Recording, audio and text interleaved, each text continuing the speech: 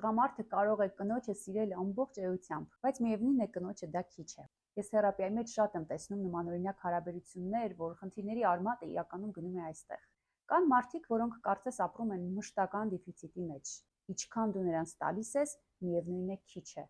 որովհետև իրականում այդ դեֆիցիտը ոչ թե արտաքին աշխարհի մեջ է, այլ իրենց ներսում։ Նրանք նման են այսպես տակ չունեցող բաժակին։ Ինչքան ուզում ես մեջը լցրու, ինքը գնում է ոչ միտեղ։ Արդյունքում չկա այդ բավարարվածությունը, չկա լեցունության զգացումը։ Նա կարող է ստանալ սեր, հոգատարություն, աջակցություն, բայց միևնույն է իրեն միայնակ զգա։ Կարող է անսահման սիրո խոստովանություններ լսել, բայց չհավատա դրանց։ Կարող է ստանալ հավատարմության այդ ողջ դրսևորումները,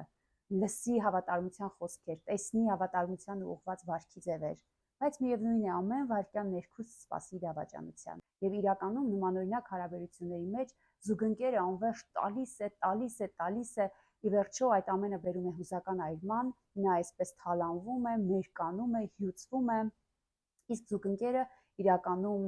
ապրում է այդ ներքին դատարկության, խոցելիության, ագնապային հոգեվիճակով։ Անվերջ իրեն քիչ է, նա չի զգում այդ լեցունությունը, չի զգում այդ բավարարվածությունը, եւ այդ հարաբերությունը իրականում անընդհատ այսպիսի պայքարի մեջ է։ Նա ուզում է դիմացինից խմել ամենավերջին մնացորդները, իսկ դիմացին ուղղակի անվերջ հյուծվում է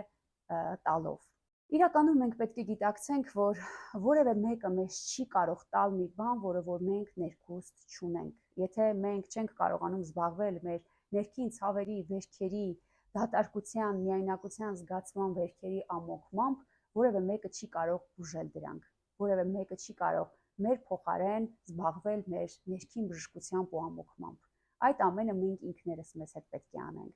Մենք ինքներս մեր ներսում պետք է գտնենք այդ մեր ամբողջականության զգացումը, որ մենք առանց որևէ մեկի սիրո, առանց որևէ մեկի նվիրվածության եւ աջակցության արդեն իսկ մենք կարևոր ենք, արդեն իսկ մենք ամբողջական ենք, արդեն մենք արժեք ենք։ Եթե մենք ներսից չունենք այդ ինքնաընդունումը, եթե մենք ներսից չունենք այդ ամբողջականության զգացումը, մենք դա երբեք չենք կարող անվերջ պահանջել արտաքին աշխարհից, որովհետև անգամ եթե արտաքին աշխարհը անվերջ դա մեզ տա, միևնույն է դա մեզ միշտ քիչ է լինելու։ Մեզանից ամեն մեկը մի պահ կանգ առնի։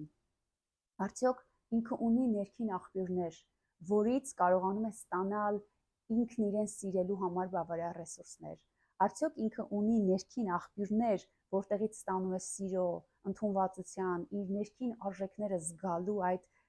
կարևոր ռեսուրսները։ Եթե մենք ներսում դրանք չունենք, արտաքին աշխարհը մեզ երբեք չի լցնելու։